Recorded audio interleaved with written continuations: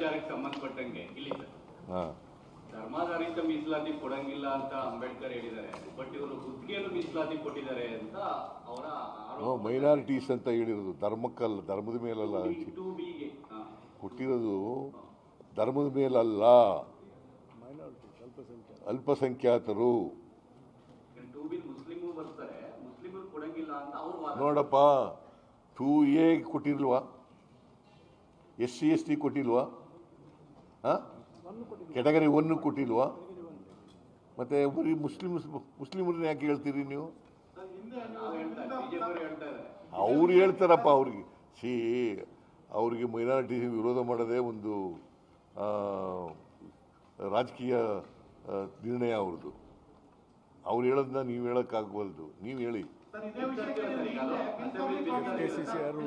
Welcome ಮಾಡಿದ್ದಾರೆ. Very progressive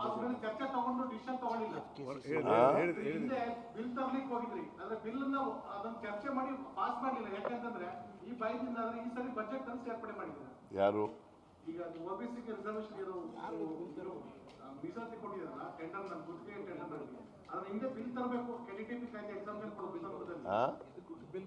ಇದಕ್ಕೂ ಬರ್ತದೆ, ಬಿಲ್ ಬರ್ತದೆ.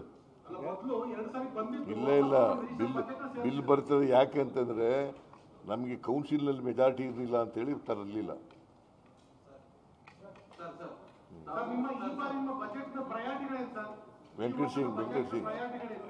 ವೆಂಕಟ್ ಸಿಂಗ್ ತಾಳಪ್ಪ, ನೀನು ತಮ್ಮ. ಸರ್, ಈಗ ಟೋಟಲ್ ಕೃಷ್ಣಾ ಮೇಲ್ದಂಡೆ ಯೋಜನೆ ಪುನರ್ವಸತಿ ಮತ್ತು ಪುನರ್ ನಿರ್ಮಾಣಕ್ಕೆ ನಿಯರ್ ಅಬೌಟ್ 1 ಲಕ್ಷ ಕೋಟಿ ಬೇಕು. ಮತ್ತು ಒಟ್ಟಾರೆ ನೀರಾವರಿ ಇಲಾಖೆ 22,942 ಕೋಟಿ ಇಟ್ಟಿದೆ ಸರ್.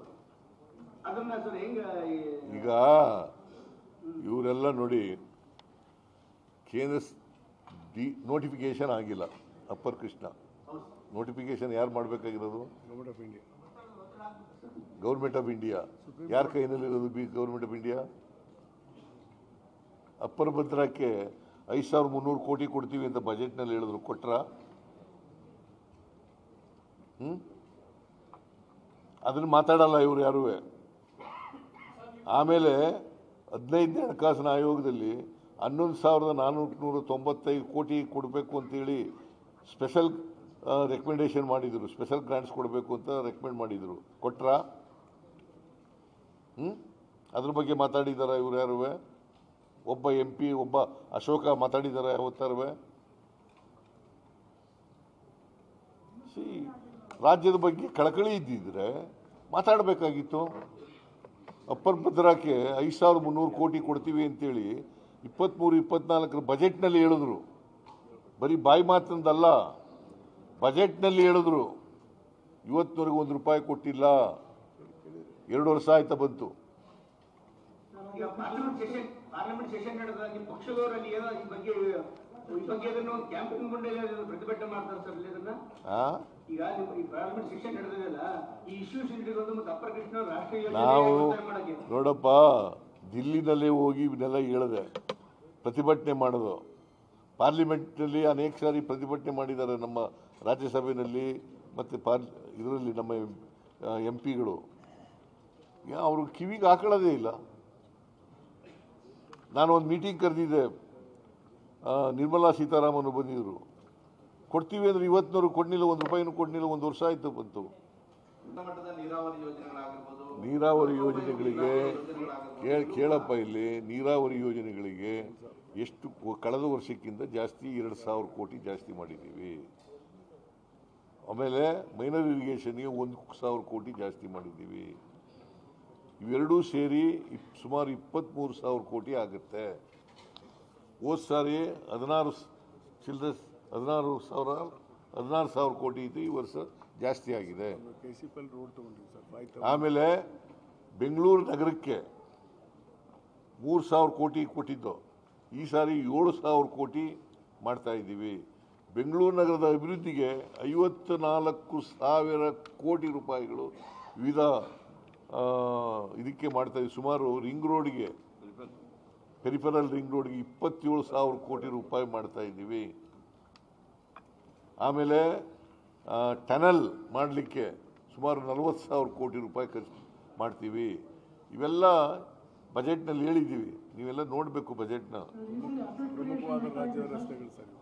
ಹಾಂ ಅಸೆಟ್ ಕ್ರಿಯೇಷನ್ ಎಷ್ಟಾಗಿದೆ ಸರ್ ಈ ವರ್ಷದಲ್ಲಿ? ಹಾಂ ಅಸೆಟ್ ಕ್ರಿಯೇಷನ್ ನೋಡಪ್ಪ, ಹೋದ ವರ್ಷ 55,000 ಕೋಟಿ ರೂಪಾಯಿ ಕ್ಯಾಪಿಟಲ್ ಎಕ್ಸ್ಪೆಂಡಿಚರ್ ಇತ್ತು. ಈ ಸರ್ 83 ಮುಂದಿನ ವರ್ಷಕ್ಕೆ 83,000 ಕ್ಯಾಪಿಟಲ್ ಎಕ್ಸ್ಪೆಂಡಿಚರ್ ಜಾಸ್ತಿ ಆದರೆ ಸುಮಾರು 47% ಜಾಸ್ತಿ ಆಗಿದೆ. ದಟ್ ಮೀನ್ಸ್ ಟು ಸೇ ಆರ್ಥಿಕವಾಗಿ ಬೆಳವಣಿಗೆ ಆಗ್ತಾ ಇದೆ ರಾಜ್ಯ. ಅದರರ್ಥ ಹೋದ ವರ್ಷ 55,000 ಕೋಟಿ, ಈ ವರ್ಷ 83,000 ಕೋಟಿ, 47% ಸುಮಾರು 47% increase increase growth. Capital expenditure. ಈ ವರ್ಷ ಕಳೆದ ವರ್ಷಕ್ಕಿಂತ ಈ ಬಾರಿ ಸಾಲವನ್ನ ಮತ್ತೆ ಜಾಸ್ತಿ ಮಾಡಿದ್ದಾರೆ. ಈಗ ಆರ್ಥಿಕವಾಗಿ ಪುನಃ ಅದನ್ನೇ ಕೇಳಿದ್ರಿ ಏನ್ರಿ? ಆರ್ಥಿಕವಾಗಿ ಅಭಿವೃದ್ಧಿ ಆದ್ರೂ ಸಹ ಸಾಲ ಪ್ರಮಾಣ ಹೆಚ್ಚಳ ಕಾರ್ಯ ಮಾನದಂಡ ಒಳಗಡೆನೆ ಇದ್ದೀವಿ. ಗವರ್ಮೆಂಟ್ ಆಫ್ ಫಿಸ್ಕಲ್ ರೆಸ್ಪಾನ್ಸಿಬಿಲಿಟಿ ಕೇಂದ್ರ ಸರ್ಕಾರದ ಯಾಕೆ ಕೇಳೇ ಇಲ್ಲ ನೀನು? 56%. 56% ಕೇಳೇ ಇಲ್ಲ. ಕೇಳೇ ಇಲ್ವಲ್ಲಪ್ಪ ನೀನು. ಅವರು 56% ಇದ್ದಾರೆ. ಅವರು 56, ನಮ್ಮದು 24.91, 95. ಸರ್, ಸಿದ್ದರಾಮಯ್ಯ ಅವರು ಬರಪೂರ್ವವಾಗಿ ಎಲ್ಲಾ ಟೈಮಲ್ಲೂ ಕೊಡ್ತಾರೆ ಅಂತಾರೆ, ಆದ್ರೆ ಗ್ಯಾರಂಟಿ ಯೋಜನೆಗಳು ಸಿದ್ದರಾಮಯ್ಯ ಅವರ ಕೈ ಕಟ್ಟಾಕಿದ್ಯಾ ಅಂತ. ಪುನಃ ಅದನ್ನೇ ಹೇಳಿದ್ರೆ ಏನು ಪ್ರಯೋಜನ? ಯಾರಪ್ಪ ಅವರು ಕೇಳೋದು? ಸರ್ ಸೆವೆಂತ್ ಪೇ ಕಮಿಷನ್ ಹೇಳಿ. Seventh pay commission seventh pay ಕಮಿಷನ್ಗೆ ಸುಮಾರು 19,000 ಚಿಲ್ಲರೆ ಕೋಟಿ ಕೊಟ್ಟದು. ಅದು ಯಾವ ಸರ್ಕಾರ ಕೊಟ್ಟದು? 27% ಯಾವ್ದು ಕೊಟ್ಟದು? ಸೆವೆಂತ್ ಪೇ ಕಮಿಷನ್ ಜಾರಿ ಮಾಡಿದ್ವಲ್ಲ. ಆಮೇಲೆ ಈ ಸರ್ಕಾರ ಕೈ ಕಟ್ಕೊಂಡಿದ್ರೆ ಆಶಾ ಕಾರ್ಯಕರ್ತರಿಗೆ, ಅಂಗನವಾಡಿ ಕಾರ್ಯಕರ್ತರಿಗೆ, ಪೈಲ್ವಾನರುಗಳಿಗೆ, ಮಿಡ್ ಡೇ ಮೀಲ್ಗೆ, ಗೆಸ್ಟ್ ಟೀಚರ್ಗಳಿಗೆ ಅವ್ರಿಗೆಲ್ಲ ಹೆಚ್ಚು ಮಾಡೋಕ್ಕಾಯ್ತಿತ್ತ? ಅರ್ಚಕರಿಗೆ ಎಲ್ರಿಗೂ ಹೆಚ್ಚು ಮಾಡೋಕ್ಕಾಯ್ತಿತ್ತ? ಕೈ ಕಟ್ಬಿಟ್ಟಿದೆ.